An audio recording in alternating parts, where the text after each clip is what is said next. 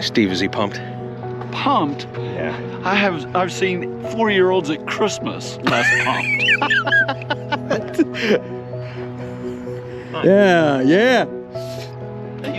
You gotta be honest. I've got you one of my posters. Oh, thank you, thank you, thank you. Actually got a magazine in my other hand here Oh. that the National Corvette Oh, yeah. Museum did a 4-page article on you. Right. I want you to autograph today before you go. Okay, thank you. Look at this. Now, isn't that... Oh. Huh? Oh. Steve came up and he said, look how bad that looks. Yeah. Bad is the word. And I asked him if you were excited, and No, I think he didn't. put it best. I didn't sleep last night. You're like because- a 4-year-old waiting for Christmas. Well, what happened, a friend of mine stopped and took pictures. Yes, I know. You and I talked late last night.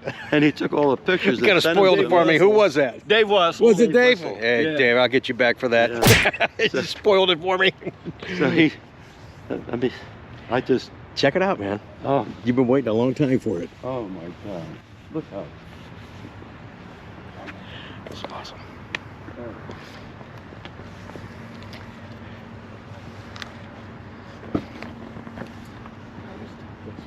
That is beautiful, isn't it? Huh? Yeah. It's your creation. You did a good job on that, dude. You bet. Yeah, you really did. He's been at it a while. Oh, Yeah, Doug had to have a high wing. I can't You believe it. bet. I can't believe it. And the wing. Yeah. That's really, Makes you want to get back on the track again, doesn't it? that really made it. Oh, yeah, man. Yeah. Look at that. And you added the what do they call it? Instead of the chrome. Oh, no, that comes standard now. Oh, does it? Yeah, it comes standard with a carbon flash, yeah. Yeah, so, I mean, all the lettering's black, all Yeah. the logo up front is all trimmed out in black. Why is that? Yeah, that was more popular in C7, so Oh. they flip-flopped it for C8. Oh, it's So if you nice. want the chrome, then you just spend $100 and you get the chrome accents. No, I But the like carbon it. flash is the way to go. I Yeah. love it. The black on the black is just... Yeah. I love it. Yeah, yeah, yeah. Yeah. Wow. Uh, And you told me to get these wheels, and I think that's terrific. I never would have picked them.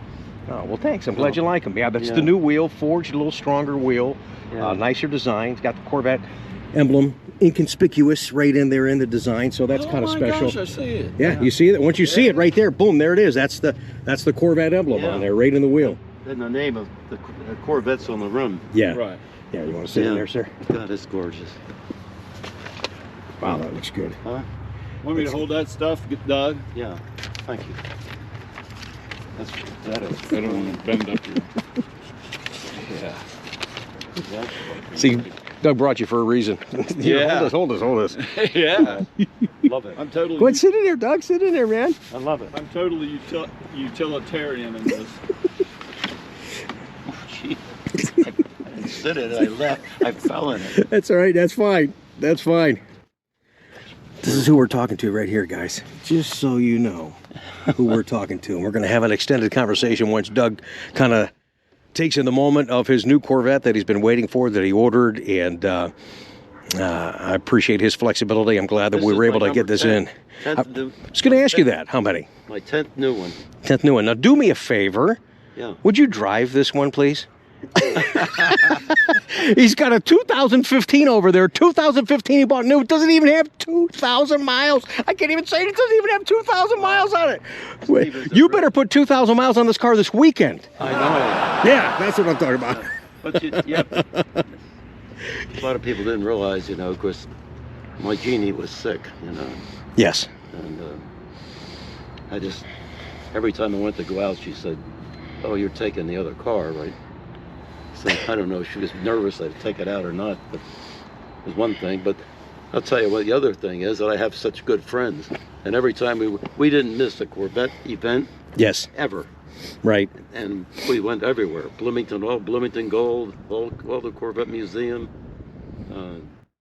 other events too. Oh, Roscoe Village, Yeah. the Lancaster Yeah. Show. We went to every place, and every time we go, Steve or Dave would say, Wessel. "Oh, I'm driving. Let me drive."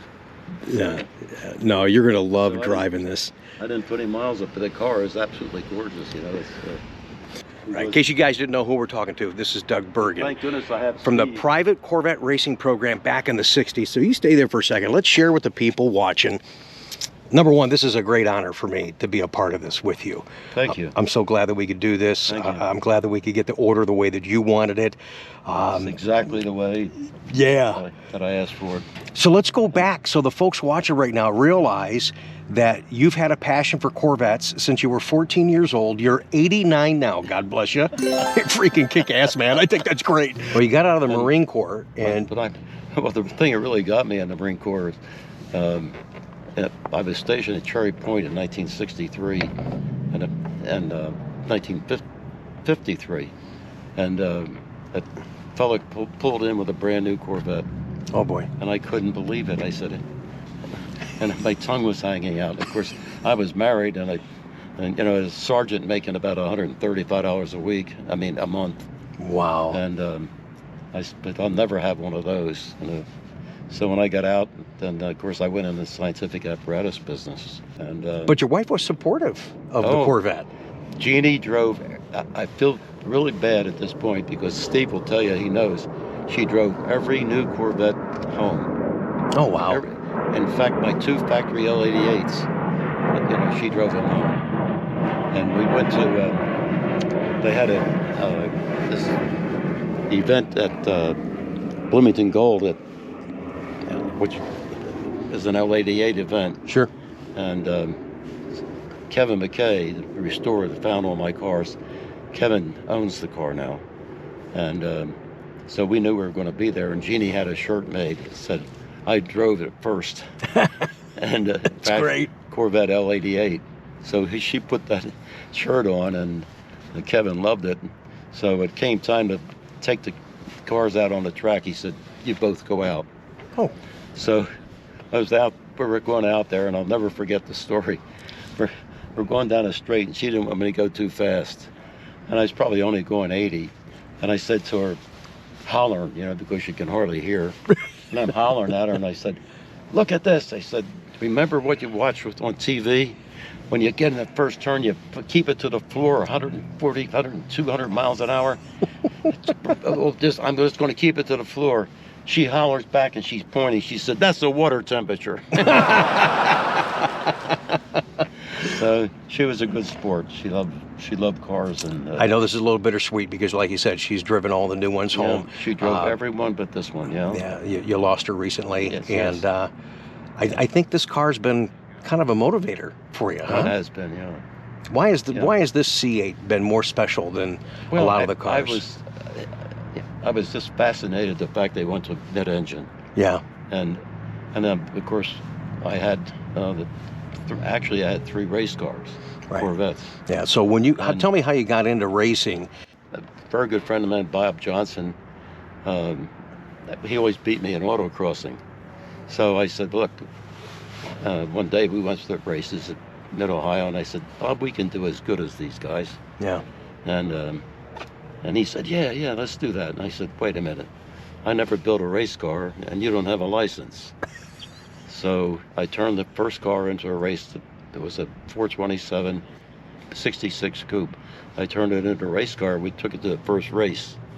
And we went to Cumberland, Maryland, and there was a Cobra there, 427, and it took off, and we figured we might get second place. And all of a sudden, the Cobra spun out, and Bob kept going. And finally, after we got the car stopped, and that's the story about it. Because he won that race, right?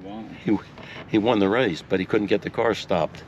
So finally, when he came in, he threw it to fourth, got it slow enough, and just let it die. And I said, what's the matter? He says, I haven't had any brakes. I said, that's the reason he went so fast. It's probably why he won. So that really gave you the fever. But I met a very good friend who worked for Penske, and became lifelong friends, better known as Murph, Bill Maybury. Mm-hmm. And he went back to the shop and sent me a whole bunch of stuff.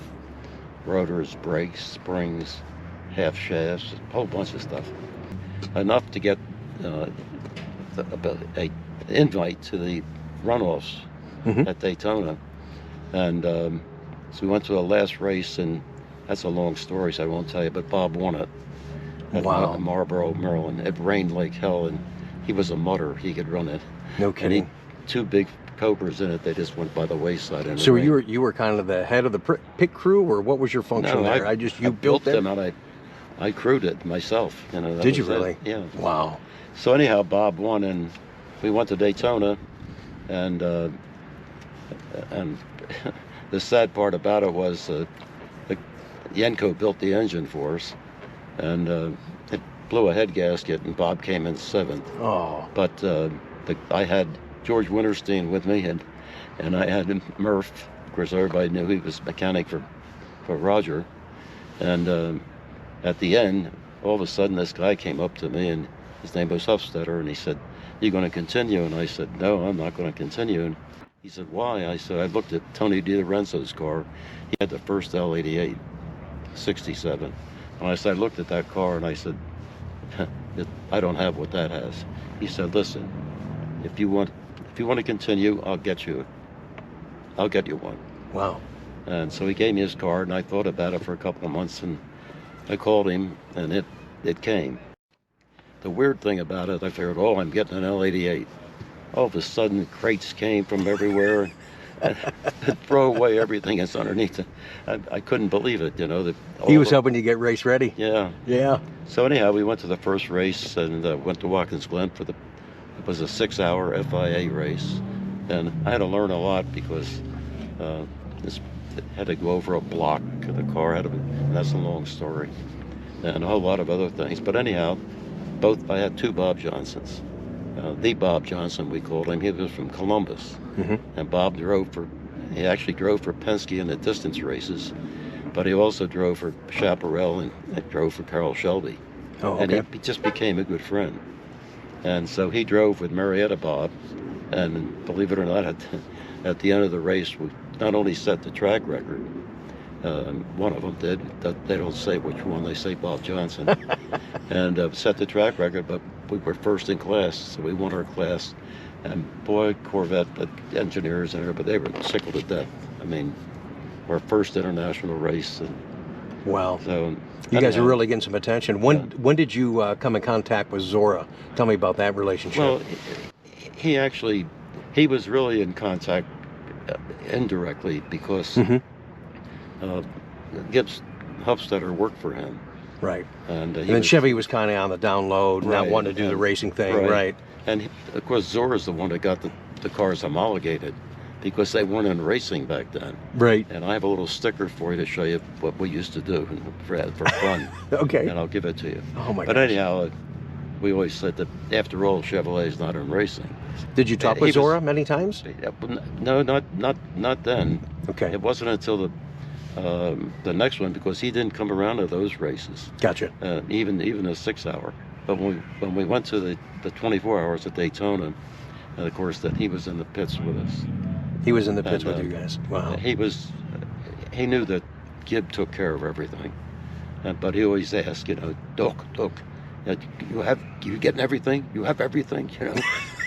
And that's a good impersonation of Zora. Very good. But then he would go up to Owens Corning and spend more time with them. And of course, I belong to a museum, lifetime. Right. I'm in my 23rd year there, and NCRS. I've been a member for a long time. In fact, Steve was there with me. I had 28 people. They had their meeting at my house, at my garage. Oh wow! With locals and the guy, Heart of Ohio came in. NCRS. So they had their meeting there and at the garage, and then I had a caterer come in had lunch for all 28 of them. That's nice. And it wasn't a regular lunch. We had the caterer bring in filet mignon sandwiches, and oh wow! They just went crazy. What a good bunch they are. They're great. They really are. When Steve got his, and I had a lot of rides with Steve in his new one. Right. We've been a lot of places in it, and I said, I just have to have one. That's all there is to it. Well, the 2 things you have to do with this car, number 1 is drive it. Number 2 is I want you right away to schedule the Spring Mountain Owners Class, where you drive their cars on the track in Nevada, and you will have a blast. You got to do that right away. Steve and I have talked about that. Yeah, absolutely. You're going to make sure he goes, right? He's got to. You imagine him out there on the track? Oh my gosh, in this thing. Of course, my first car was a '63 split. It was Daytona blue with red hide. Ooh, Yeah. pretty car. We're on the hunt for that car. Yeah. Oh, you still trying to find that one, the original one? Kevin McKay wasn't able to find it, but McKay's looking for everybody's. if anybody sees a 442 is the back of the fin. Back of the VIN is 442 for a Yeah. 63 split. Anybody out there watching right now, if you know where that's at, the Daytona blue car, Yeah. Doug's first Corvette, we would love to know where it's at. Yeah. we really would. Oh, heck yeah. That would be amazing. Of course, Jeannie, back then, she drove it a lot and put the kids, no seat belts, no nothing, but put them in the back of it and let them sit there. And she would use it a lot, But I think really that it's just, I was tickled to death to get the high wing because I read an article that you can't order them now. Yeah, it's been on again, off again. It's been what they call an ordering constraint due to supply chain issues, which is exhausting to talk about, but that is that's our world right now. We pulled up and Steve says, wow, look at that. He said it just looks menacing. Yeah, it does. Bad, man. Yeah, absolutely. Yeah. That's what he wanted.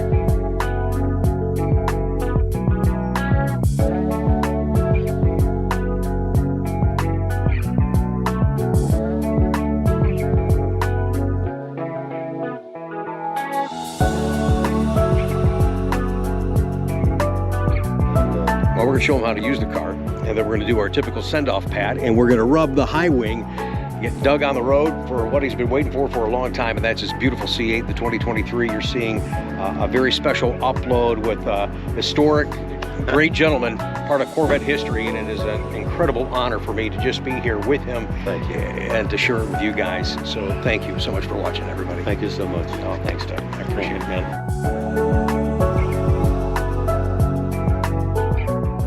I see that on your keychain. This is from your '63. Right. Oh wow.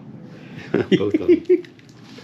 I never learn something new every time I'm with this guy. I never knew you had that, Doug. Yeah, you know how much memorabilia he's got. It's crazy.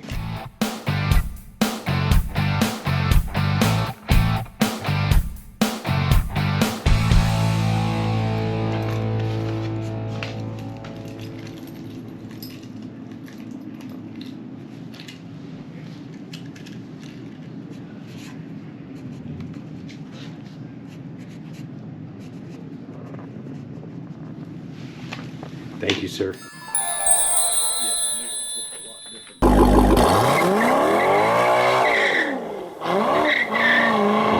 You put this on your car? Yeah, it was always on the dashboard. And so On the race cars. On the race cars. After all, the Chevrolet isn't in racing. We put that on every race car had this on it. And if you The L88. and if you look at the restored units that the guys have right now, Yeah. they still keep it on there. Oh, do they really? Oh yeah. It's Oh, wow, still that's on great. That's for you. Oh, thank you. Oh my gosh. They restore those exactly the way they race. Which Oh, is that's incredible. really- Kevin McKay is just Oh, he's the wizard. That's just like the I'm the sure car I- that fell down in the sinkhole, and they found a big boy sugar packet behind the seat, and when they put the car back together, they put the sugar packet back behind the seat. That's cool. That's like, exactly. yeah, you got to appreciate that authenticity. Did you know, Doug, that Zora's likeness is right there on the windshield? I heard it was. Yeah. I don't know if you knew that. It's there. Oh my gosh, yes. Look at that. It's right there. Isn't that neat? That is really. If Zora was here today, what the heck would he say, seeing a mid-engine car that you guys could buy and take home? I have no idea. He probably would faint. So he would. I think he'd say finally. Yeah, he would say something like that. I'll tell you. Yeah. Um, Yeah, we know that he was quite colorful. And this is pretty much a twin to his 2015 spec. That one not even broken in yet, not even at 2,000 miles, for goodness sakes. And maybe by the time this video's up, the car's already sold. I'm really hoping that I get a chance to sell that car because of Doug and making sure it goes to a really true Corvette enthusiast. But it's a black car, black wheels, yellow calipers, Kalahari interior, and here we got black with the new wheels for 2023 in black, and the yellow calipers and the natural interior, and he loves. Of course, you heard the guy talk about his racing. He absolutely adores the high wing of the C8 Corvette, and I'm so thankful we could get the darn thing for him. So on again, off again with these constraints. It is equally frustrating for you guys and certainly for me, because I'm the guy that sometimes I can't push the button on your order because I can't get this or can't get that. You know, I mean, you know. Remember your 2 assignments: to drive it.